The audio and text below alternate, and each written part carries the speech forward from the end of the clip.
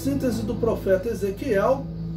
O item 2, a vocação de Ezequiel, a visão do rolo de um livro. Estudando Ezequiel, capítulo 2, versículos 1 a 10 e capítulo 3, versículos 1 a 15. O capítulo 2, versículo 3 diz: Eu te envio aos filhos de Israel. Ezequiel tem o desafio de profetizar um povo que é chamado de casa rebelde.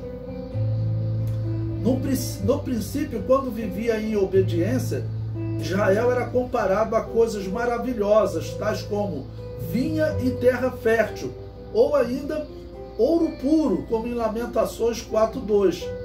Mas desviado é comparado a sarça, espinho e escorpião. É o que diz o versículo 6 desse capítulo 2. Ele diz o seguinte: E tu, ó filho do homem, não os temas, nem temas as suas palavras, ainda que sejam sarças e espinhos para contigo, e tu habites com escorpiões. Não temas as suas palavras, nem te assustes com o rosto deles, porque são casa rebelde. Ou seja, ele vai profetizar principalmente para aqueles que estão cativos, mas nós veremos Deus também arrebatando ele até a terra de Canaã. Mas principalmente aqueles que estão cativos, eles vão continuar sendo rebeldes, né? Ou seja, não estão aprendendo com a punição e não abandonam os erros dos passados. Ouvir que Israel era como sarça, espinho e escorpião deixou o profeta muito triste e pasmado por 7 dias. Então vamos ler essas duas referências, capítulo 3, versículos 14 e 15, né? A reação do profeta quando Deus disse: olha, eu estou te enviando a um povo que eles são como escorpião, como sarça. Então realmente ele vai ficar muito triste. Diz o seguinte: Então o Espírito me levantou e me levou, e eu me fui muito triste no ardor do meu espírito. Mas a mão do Senhor era forte sobre mim. E vim aos do cativeiro em Tel-Abibe, que moravam junto ao rio Quebar, e eu morava onde eles moravam, e fiquei ali 7 dias pasmado no meio deles.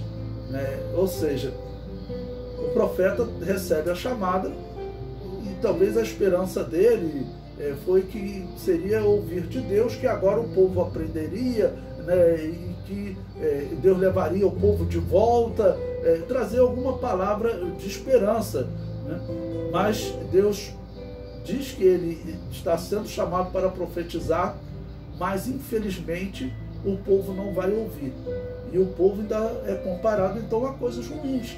Se são escorpiões, certamente vão ferir ao profeta. Então o exemplo do que ele vai enfrentar são espinhos, escorpião e sarça.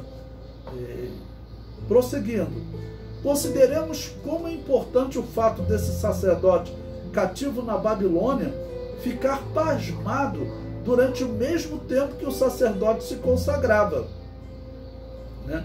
Porque ele ficou ali 7 dias, o mesmo tempo de consagração, né?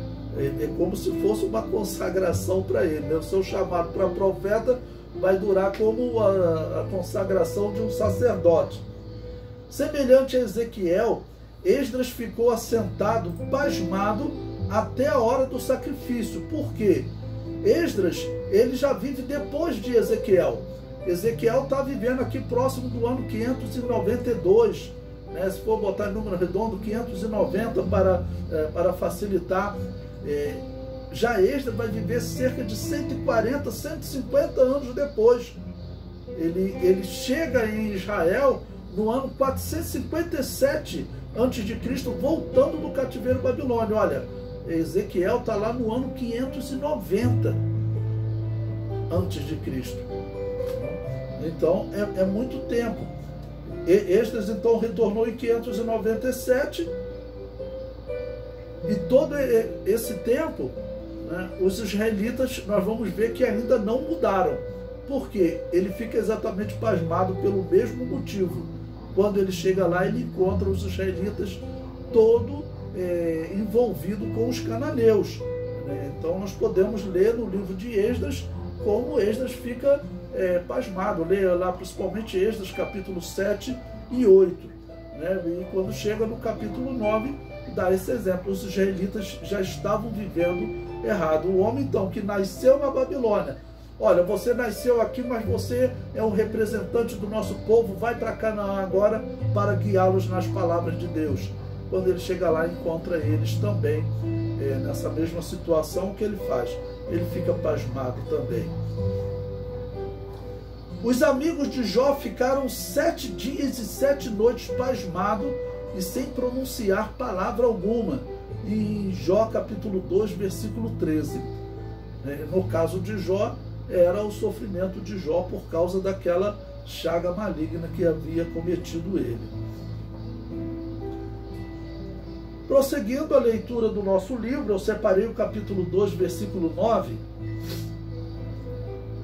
que diz: e eis que nela estava um rolo de livro. Ezequiel recebe um livro que continha lamentações, suspiros e ais. Alimentar-se desse livro significa que Ezequiel estava se responsabilizando a entregar a mensagem, independente do conteúdo. Aplicando aos nossos dias, podemos dizer que estudar a palavra de Deus é simbolizado no comer de Ezequiel.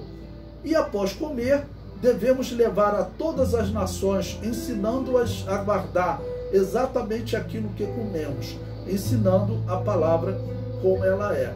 Então esse era o simbolismo de Ezequiel se alimentar. Bom, os livros na época eram feitos de papiros ou de pergaminho, né? Então é claro que é uma simbologia, mas Deus está falando para ele se alimentar da palavra de Deus, de tudo que Deus falava para ele poder então transmitir às nações. Ainda nesse capítulo 2, no versículo 10, está escrito: e estendeu diante de mim, e ele estava escrito por dentro e por fora.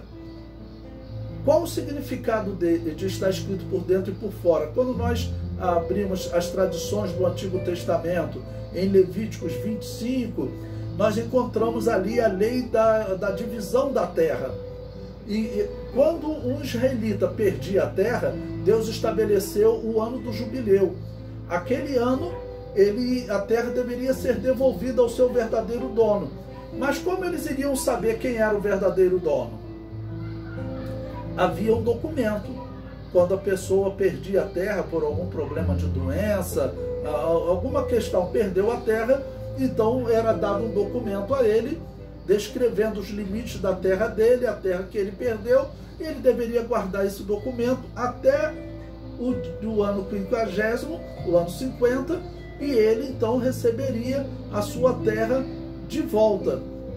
Dentro do livro estava escrito, né, as leis, tá bom? E toda a descrição do território dele, e do lado de fora as testemunhas assinavam. Por isso um livro escrito por dentro e por fora, para os israelitas se lembrarem do ano do jubileu, e que era o símbolo dele. Qual era? Era o ano de liberdade. Tá bom? Então, olha, você tem a palavra para levar liberdade para o povo.